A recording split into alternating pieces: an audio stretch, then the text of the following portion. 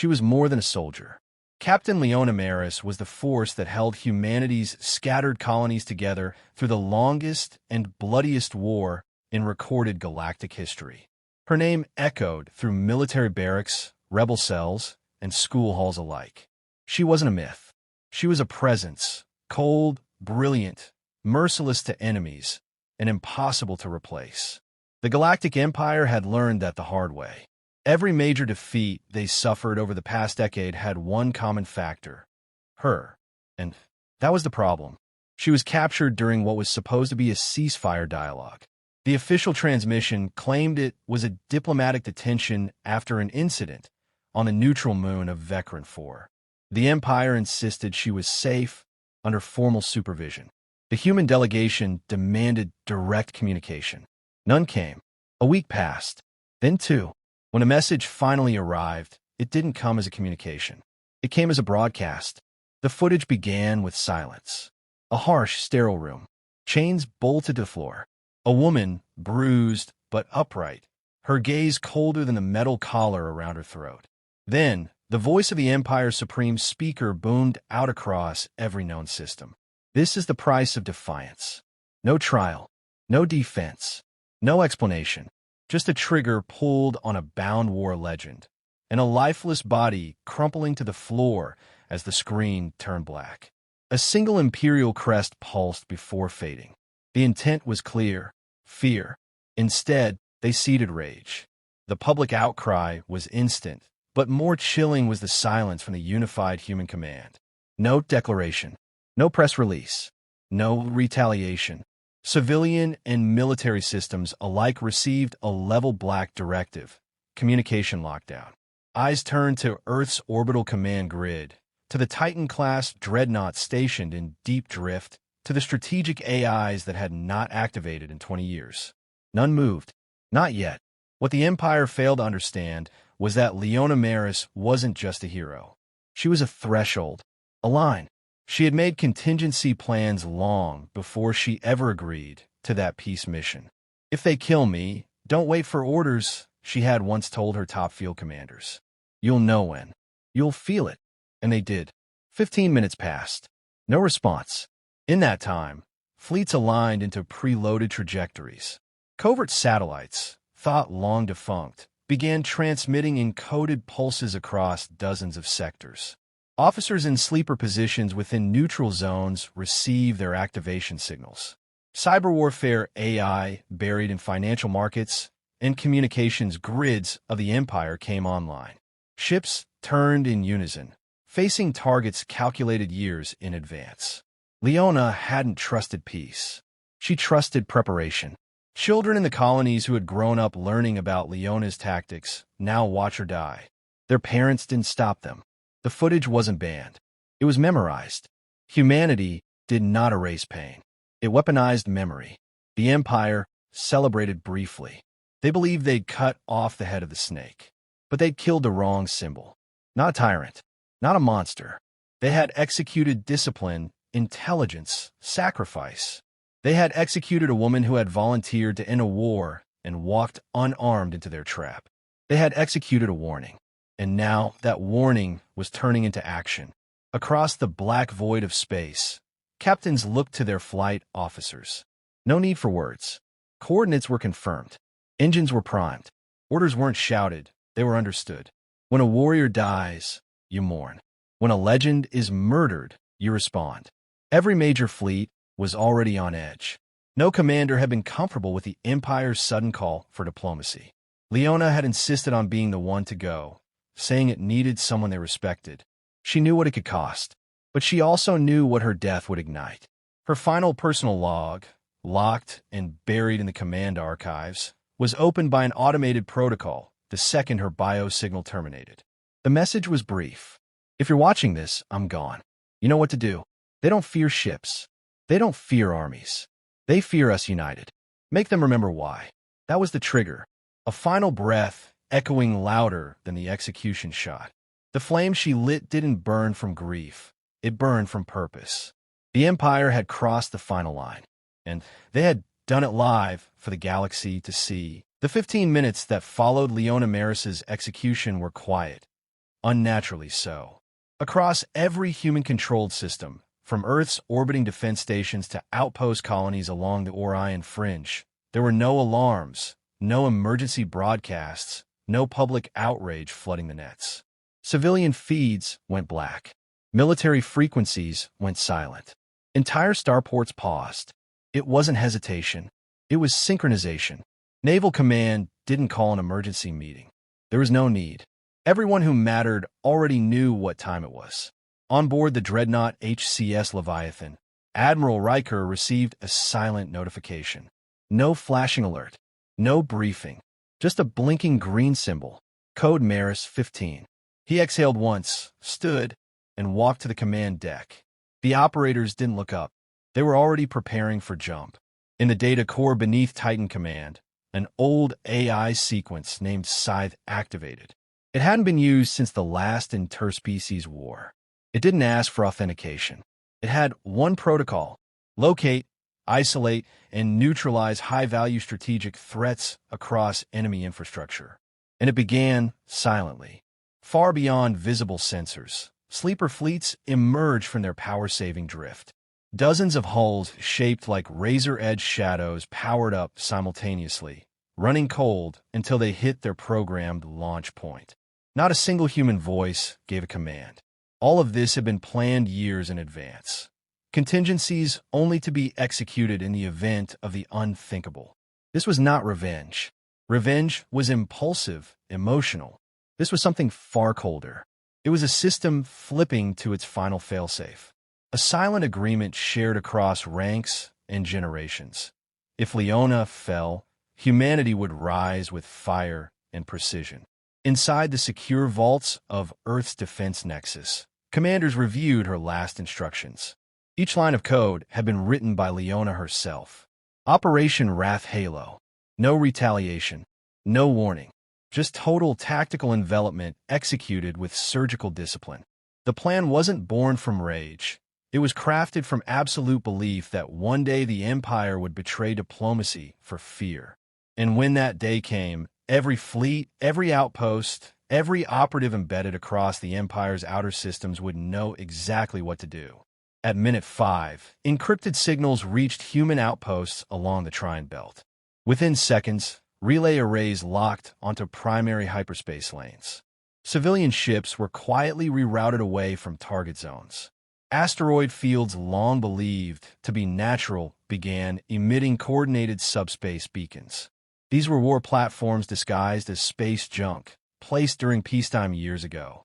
At minute 8, deep inside the Empire's secure communication web, signals began to distort. They assumed it was a software fault. Their technicians found no source. Because there wasn't one. Humanity's cyber warfare AI had long been injected into dormant, untraceable code libraries inside the Empire's civil and military networks. Their mistake wasn't letting it in. It was assuming humans needed speed to act. In reality, humans had time, and they used every year of peace as a weapon. At minute 10, human-controlled cargo ships moving along Empire trade routes suddenly altered course. None of them were flagged. None carried weapons. But each one transmitted a code packet, activating hidden relays in key orbital infrastructure points. Seconds later, data blackouts rippled across Empire defense nodes. Not enough to trigger alarms. Just enough to blind the eyes that mattered. Minute 12. Civilian evacuation orders were issued under the guise of solar storm alert in regions bordering the Imperial core. No one questioned it. They didn't need to. Humanity had always protected its civilians first. And that simple act terrified any military strategist observing. Because it meant what came next would not be surgical. It would be comprehensive. Minute 13. Long-range strike cruisers repositioned silently around gas giants and dense asteroid belts. Their power signatures masked, their weapons still cold. But inside their targeting matrices, the list of objectives was clear. Anti-FTL grid stations, supply shipyards, central command satellites, and political nodes. Not one target was a civilian asset. This wasn't genocide. This was erasure of control.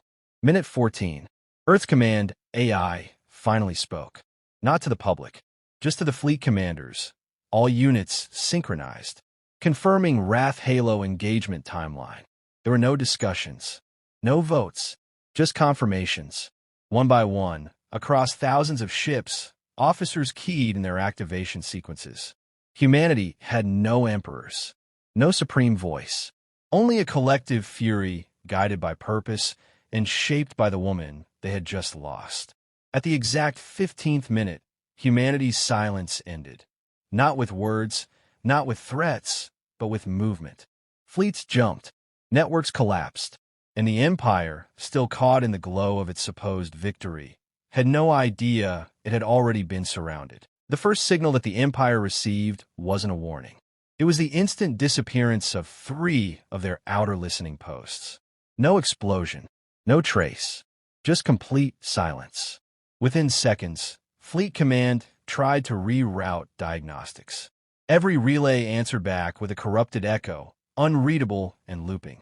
By the time they confirmed it wasn't a glitch, 6 more strategic stations were already gone. On the edge of the Vecran corridor, where the execution had taken place just 15 minutes prior, a line of human warships dropped from hyperspace. Not dozens, hundreds. Their formation was flawless, expanding in a ring that enclosed the entire planetary system. There were no broadcast demands, no posturing. Only one message was transmitted on all open frequencies, for Leona.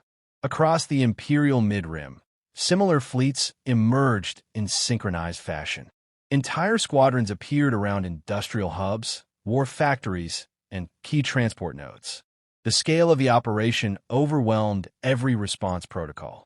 The Empire couldn't track how many systems were being hit simultaneously. Every estimate was outdated by the time it was processed. Their military AI systems buckled under the pressure of coordinated intrusion. Algorithms designed to adapt were now spinning in endless loops, overrun by human code they didn't even know existed. Empire Command tried to respond. Orders were sent, scrambled, and resent. None reached their destinations intact. Their communication lattice had been compromised at its root, fragmented by embedded logic bombs that activated once the central authority began pushing high-security protocols. In desperation, fleet commanders activated backup links. The moment they did, those too were overwritten. Human operatives hidden for years inside low-level maintenance crews flipped their roles without hesitation. What the Empire thought were civilians were saboteurs with mission chains triggered by Leona's death. They didn't need orders. They had final directives locked in their minds and waiting for release. Every major military outpost across 6 sectors fell within minutes. Not from full assaults, but from precision strikes on shield emitters, power cores, and data silos. The attacks weren't designed to conquer. They were designed to neutralize. The Empire's fleets had nowhere to fall back to, no relays to communicate with, no time to regroup. They weren't under siege. They were being dissected. At the Empire's central command, panic overtook strategy. Resources were pulled inward, but the core systems were already exposed. The Throne World's planetary defenses came online at full capacity. But something felt wrong. They weren't being fired upon. No fleet entered range. Then the truth set in. Humanity wasn't attacking to claim territory. They were encircling, isolating, and holding their targets in place. Every system still under Imperial control was being watched, blockaded, silenced. Within 27 minutes, all known Empire hyperspace lanes were interdicted. Long-range travel became impossible. Their empire, once stretching across thousands of light years, now felt like a prison with invisible walls. Inside those walls, chaos brewed. Local governments stopped receiving orders. Civilian unrest erupted as trade lines collapsed. And every screen showed the same final image from Earth. Leona Maris, unbroken in death, followed by a list of Empire officials targeted for removal. Resistance emerged. Elite units, uncorrupted and loyal, tried to mount counteroffensives. But wherever they went, humanity was already there. One step ahead, always positioned to intercept. It wasn't luck. Every movement was calculated, predicted, pre-coded into humanity's global response matrix. The Empire hadn't just killed a commander. They had triggered the most aggressive auto-response protocol ever conceived. Humanity didn't chase fleeing ships. They didn't destroy every outpost. They destroyed only what was needed. Missile platforms, tactical cores, orbital cannons. Anything that could rebuild the Empire's ability to retaliate was wiped clean. But cities, habitats, and non-combat installations were spared. That, too, was intentional. The message wasn't just military, it was psychological. They wanted the civilians to see everything. They wanted the bureaucrats, the governors, the architects of empire rule to witness the fall from within. To know it wasn't rebellion or war that brought it down. It was consequence. A response so methodical, so brutally measured, it left no one uncertain who held the higher ground. In less than an hour, the Galactic Empire lost its ability to command. Its outer regions were cut off, its fleets blinded, its economy frozen. Not a single major capital world had been invaded. Yet they were already lost. Every possible escape, every contingency had been predicted. Surrounded didn't just mean physically. It meant politically, technologically, tactically. The Empire had been reduced to a frightened center with no arms left to swing. And all of it, every moment, every move, every perfect strike, was done in silence. No threats, no surrender requests. Only that one message, left echoing across their systems like a death knell. For Leona, the Empire's last surviving high command assembled in the war citadel on Eros Prime. Isolated, cornered, and paranoid, they scanned for any incoming fleets. None advanced. The human forces had halted, not out of mercy, but finality. They weren't here to conquer. They had come to demonstrate something far more devastating: restraint with absolute superiority. The Emperor attempted to broadcast a surrender, but every channel returned the same phrase: transmission rejected. Outside their inner sanctum, civil unrest spread like flame. Empire worlds, once loyal through force, now looked skyward in silence, waiting to see who would survive. The image of Leona Maris played on loop. Not the footage of her death, but the speeches she had given before it. Warnings, not of destruction, but of consequences. She had spoken to soldiers, citizens, enemies alike. You can enslave systems. You can twist law. But if you strip away dignity from the wrong person, you won't be fighting an army. You'll be fighting the soul of humanity. The Empire hadn't listened. Now they lived inside that truth. In orbit above their throne world, humanity held position. Thousands of ships, unmoving, like celestial blades suspended in judgment. No ultimatums, no negotiations. Inside every vessel, soldiers stood by with weapons powered down. They had already done what was needed. Now they waited, not for orders, but for collapse. Empire leaders began to vanish. Some defected. Some took their own lives. Others were captured, not by humans, but by their own people. Rebellions didn't need planning. The fear that once held the galaxy together cracked. Generals refused to fire on civilians. Governors stopped obeying distant commands. Regional systems declared independence by the hour. Humanity never lifted a finger to force it. The example had already been made. One by one, former Empire territories activated long-dormant alliances with Earth, asking not for protection, but acknowledgement. They wanted to be seen as something more than survivors. They wanted to join what humanity had proven itself to be, the standard no empire could match. The final transmission from Earth came 72 hours after Leona's execution. It was not delivered by a politician, a general, or an AI. It was her voice, a posthumous message set to broadcast only if Wrath Halo was executed. It began with no introduction, just her words. If you're hearing this, it means I'm gone, and it means you made a choice that ended you. I didn't die for vengeance. I died so you'd see what happens when you mistake discipline for weakness. You ruled through fear. We endured with clarity. And now your time has expired. We won't rule your worlds. We won't replace your chains with ours.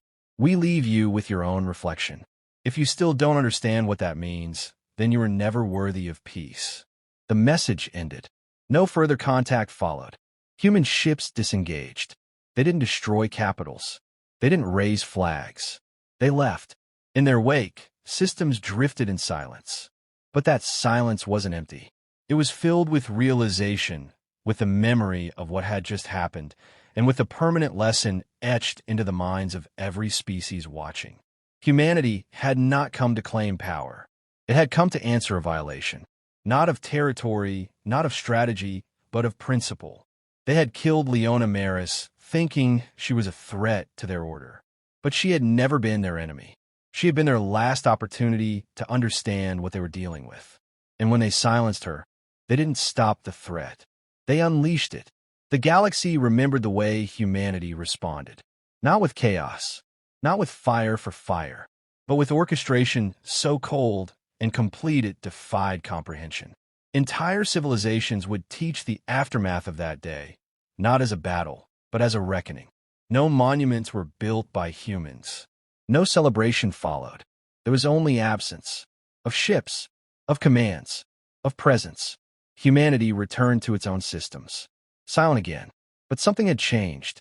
The stars once ruled by empire no longer bore its banners. Instead, many bore none at all. Their people had seen the limits of authoritarian power, and they had seen what it looks like when a species not only masters war, but refuses to use it unless absolutely necessary. Leona's name was never spoken again by the Empire. Not out of policy, out of fear. Her legend became a ghost that haunted every corridor where power once assumed itself invincible. She had died alone, but the galaxy fell together.